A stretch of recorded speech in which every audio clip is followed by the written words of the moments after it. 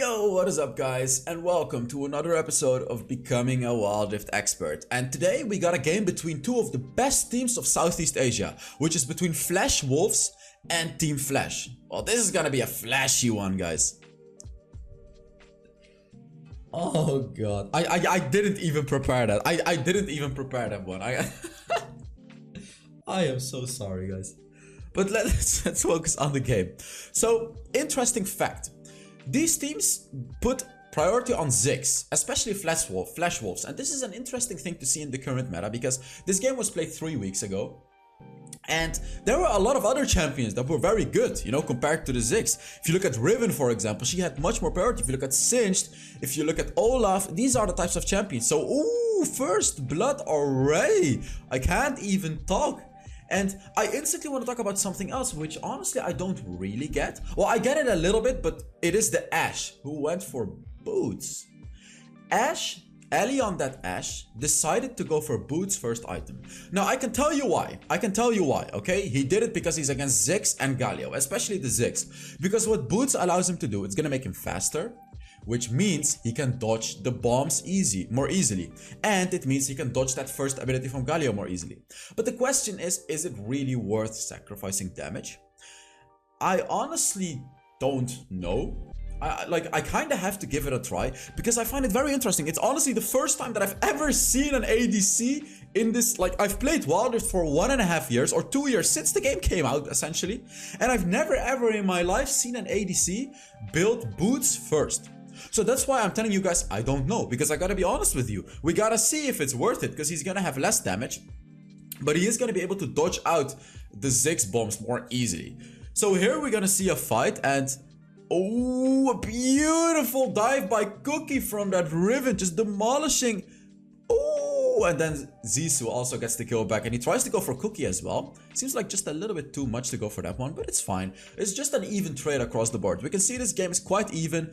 Zissou on the Olaf has already taken the Rift Scuttler on the top side of the map, and now he's gonna take the one on the bot side of the map too, which, even though the game seems even, is actually going just a little bit better from Team Flash right now because they have the vision advantage. They have both the Rift Scuttlers, and they'll be able to roam around freely without the enemy seeing them. Because if we actually look at the vision, guys, it's a heavy favorite for Team Flash. It's a heavy favorite for Team Flash. Flash Wolf doesn't have a lot of wards. They only have a few wards here and there, but Team Flash has wards all over the place. It's funny because both these teams have Flash in them, so I confuse them a few times, but it's fine, don't worry. Oh, Eason on the guy just defending that barely. And I really like the Ashe pick here, because Ashe is just so powerful, and we've seen NA try to pull off Ashe as well. And I gotta be real honest with you guys, I don't really believe in the NA Ashe. Oh, these guys are constantly clashing with each other. But about the Ashe, I don't really believe in the NA Ashe, but I believe a bit more in the SEA Ashe. And unfortunately, we didn't see too much Ashe from other regions. Where, like, if we look at some other regions, with Luna, for example, he prefers to play the champions like Vayne. But Ashe is a champion that, in my opinion, is severely underrated. Just everything that she provides, especially in a competitive game, it's just so important, because especially if you look at that ultimate, you can literally gank other lanes from your lane. And if you stun them for max duration, the stun is 3.5 seconds. So for example, right here, Ashe can actually decide to ult Bruce. She can decide to ult Bruce, and then Coyote on the Ahri can follow up. You know, he can ult, he can charm Bruce on the Corki as well, and they will just get a kill for free. Because if you're stunned for 3.5 seconds, you're not gonna be able to escape. That's just what it is. Ooh, Team Flash just instantly goes for the Rift Herald here. A bit risky if you ask me, especially because they're up against the Ziggs. We see a big engage on the Galio, but Galio is not really the one that you want to be fully engaging upon because he can tank it up. And now Flash Wolves is trying to capitalize on that, but they just can't. The damage from Team Flash was just a bit too much right there, even though they went on the Galio. And now the Galio finally got a Stone Blade enchant, which is going to be really big because he can tank up all the damage. Shy is a bit far away from his team, and this is what I mean. This is exactly what I mean. Coyote, wow. Coyote didn't go for the target that Ashe ulted, he went for the other target, so they got 2 kills. Well, they didn't get 2 kills, sorry, because he didn't go for it, they weren't able to get that kill. He tried to go for the good play, but it ended up not paying off at all, and now all of them died. Oh no, Coyote went for the Ziggs with his engage, with his charm as well, but he couldn't kill the other guy that got hit by the Ashe ult. That's tragic. Oh man, and here as we look into the replay, this is what I mean. So they went on Cookie, but here you can see Coyote actually went on the Ziggs, which meant they couldn't kill Cookie on the Riven, which is a more important target to kill, because here you can see how much damage Cookie was able to do. And because they weren't able to kill Cookie on that Riven, they weren't able to win this team fight anymore. Ziggs is a bit of an easier target to kill, especially because he was already pretty low. So I find this a pretty big mistake by Coyote right there to not get it. And here, yeah, they're trading objectives. And this is fine for Flash Wolves. This is fine for Flash Wolves. They were able to get the Rift Herald. They're going to push the top lane turret. And hopefully they'll be able to kill the Darius as well. That is the plan. But it ends up not working out, as you can see. So you can see it didn't work out. So they got the Rift Herald and they didn't even get the first turret for it. And they gave away the Ocean Dragon for it. And this is really not good for Flash Wolves. Very, very well played by Team Flash right there, because they were able to get the dragon. And they were able to defend the top lane turret. They were able to waste the Rift Herald from Flash Wolves. And they were able to save Shy on the Darius. He didn't even die from that. Because like normally you see teams, they'll kill the Baron laner and they'll get a turret, which sets them up ahead super far. An interesting build, by the way. We see the Hullbreaker Corki again. So it seems like the cursed Hullbreaker Corki is going to be an SEA as well. And a beautiful engage from Easton on the Galio right there. But Ali just flashes away. He doesn't get one shot because Bruce on the Corki, this is not a one-shotting champion.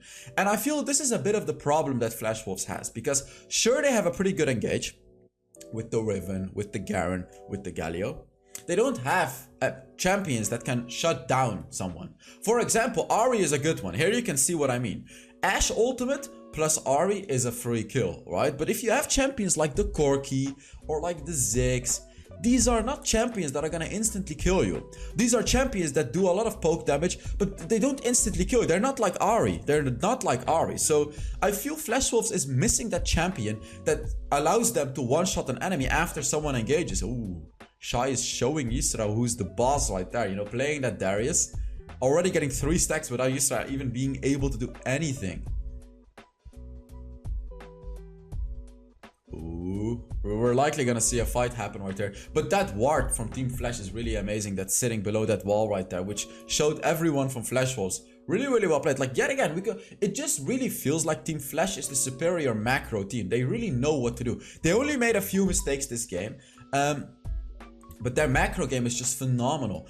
And Ali on the Ashe decides to go for the Blade of the Rune King. And the reason that he's doing it because he's up against 3 tanks. He's up against the Garen, he's up against the Riven, he's up against the Galio. So as an Ashe, getting a Blade of the Rune King is going to be very good against that. Because she has so much attack speed already. And I can even see him go for a Black Cleaver, by the way, into this. And then even a Runan's Hurricane. Yes, believe it or not. I haven't actually seen this build, but I can see this happen. The problem is going to be, of course, he's going to be a little bit weaker against squishies. Oh, he flashes out of that. He just dodges everything. Just dodges everything. He wasted his flash to do it, but it's worth it because he dodged the ultimate from Ally on the Ashe and Coyote's charm as well. And that, but he does have a Hullbreaker. That's the thing. He's very low, but he has a Hullbreaker. It's going to be very dangerous for him to stay under the turret. There it is. If he was a little bit healthier, he could have defended the turret very easily with the Hullbreaker, but he wasn't.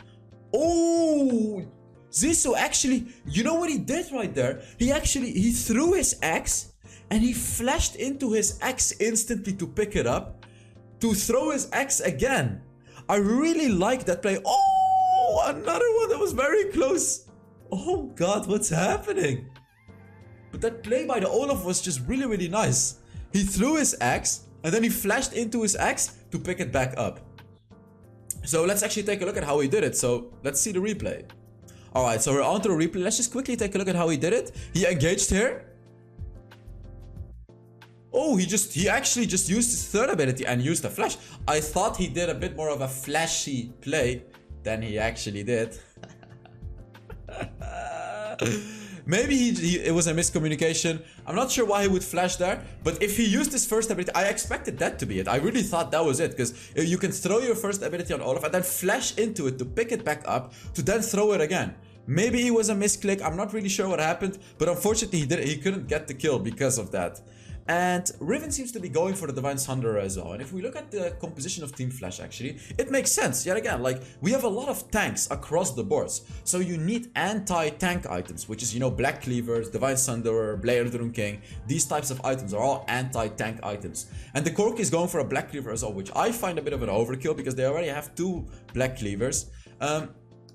And here we see the Garen going for the more traditional build instead of the Hullbreaker. We see a lot of regions prioritize the Hullbreakers on the Garen. But here we can see Flash Wolves. Ooh, and Galio gets caught. He uses the Stone Plate, which is just barely enough to survive. But here you can see it. It's just like the poke damage from Ziggs is really not doing much. You can see, right? Like, Flash Wolves is trying to poke Team Flash, but it's really not doing much. And here, this is what I mean. This is the hard engage that they have. This is the hard engage that Team Flash has. Flash Wolves is responding very well to it, but we can see the danger of the composition of Team Flash, right? Like, the later we get into... Oh, wow. That was just Garen bonking this guy. But the later we get into the game, the more dangerous this composition from Team Flash is gonna get. If they just catch an enemy with the Ash Arrow, you're just dead. So Flash Wolves has to go for the Quicksilver enchant in this game, which means, you know, this thing that can take away anything that immobilizes you, except for knockups, which is going to be very important. It's going to be an essential enchantment against the Ash Arrow, because if you don't block the Ash Arrow in the late game as a Ziggs, for example, you're just going to be dead. You're just dead and you can't do anything about it. Yeah, he stole it! He stole it! Hello, he stole it! Zaisu just stole the Rift Herald with his first ability. He just axed it over the wall and he stole it very easily. Alright. Damn. Ooh, and Eson goes in. This is how you play Galio, guys. The way that he did it, this is how you play it. But as I said, unfortunately, they don't really have a good follow-up. Garen gets killed on the top side of the map by the Ahri and the Olaf. But they just, like, you can see, Flash Wolves just doesn't have a good follow-up. Even though Eson went in beautifully, they just don't have the tools at their disposal to follow up. They needed some more aggressive champions, like maybe like a Diana, right? Where she can just go in and ult and follow up and do so much damage. They need these heavy burst damage champions, not the Corki, not the Ziggs. So here, as we look into replay, let's just take a look at how Zissou stole it. He just... he smited it over the wall. He smited it over the wall. That is even worse. He had vision on it, and the Rift Herald was close to the wall. All he did is he just clicked on his smite. Ooh, Coyote goes in without anything, and this is the problem. If you don't, he actually tried to make the plays himself, and he didn't follow up on Eli, and then they lose the fight. If you do it like that, it's not gonna work. And Zaisu already used his ultimate, which means he's a free kill, and this is where Team Flash falls apart. This is where they fall apart. This is where they screwed up a little bit. Although they seem to be fine. But this is dangerous. You can see if Coyote tries to do that himself, if he tries to charm the enemies himself without doing it with an Ash Arrow from Eli, it could go wrong horribly. It could. Because if he misses it like he did right there, he won't have his charm anymore. Which means they won't have the follow-up on the Ash ultimate. Which means they won't have that guaranteed kill anymore that they always had with this beautiful engage. Yeah, but you know what it feels like? It just kind of feels like there is this fear factor.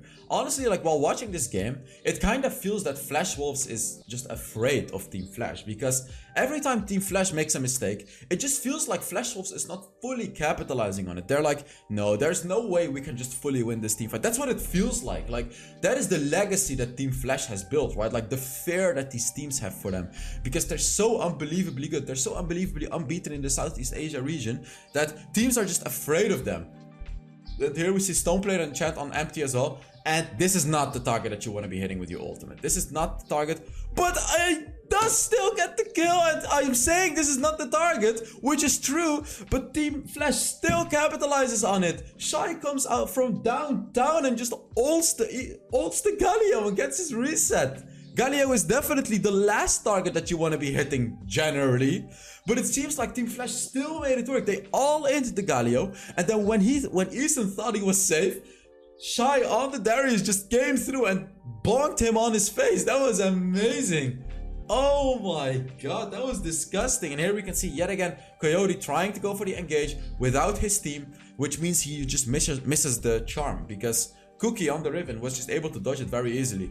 There it is. This is exactly what we're talking about. This is how you engage. Bruce was barely able to escape because of his package. Oh, they're trying to turn the fight.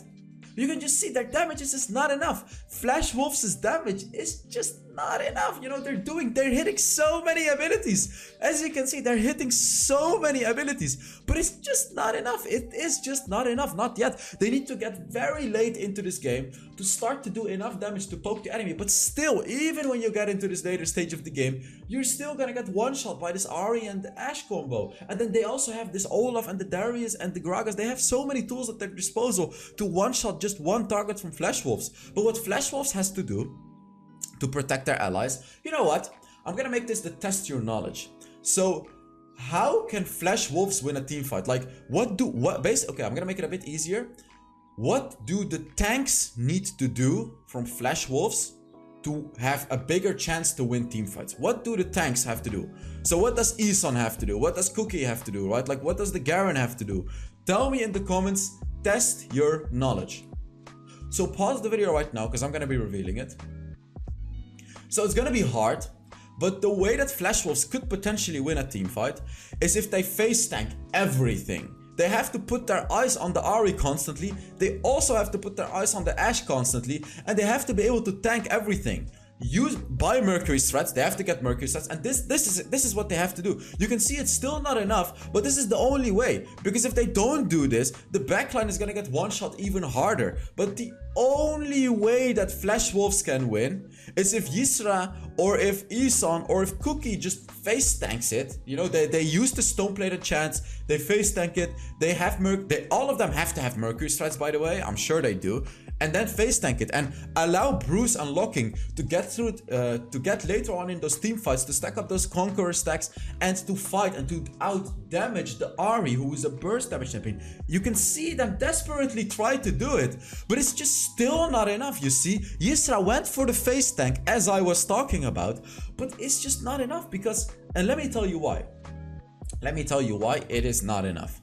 Because Team Flash has so much true damage, guys. Team Flash just really has the perfect draft, because even if you're face tanking as a tank, you're gonna have Zissou on the Olaf, who deals true damage with his third ability, Shy on the Darius, who deals true damage with his ultimate, and then also Kayari on the Ahri, who deals true damage with his first ability. So like here you can see it. This is what they have to do, but he's still getting destroyed. You see what I mean? Like, this is what they have to do, but they are still getting destroyed. It seems to be working out here finally, however. Like, here you can see it, right? Like, even though it's so hard to do, this is really the only way for Flash Wolves to win this game. Having the tanks go in and soak up all the damage. And to me, it's crazy how a Garen nearly got one shot, by the way. But yeah, it seems like they do have they do have the plan in their head. You see, Eson goes in, but he just doesn't have the follow-up. He face tanks the Ashe ultimate, but it's all just not enough.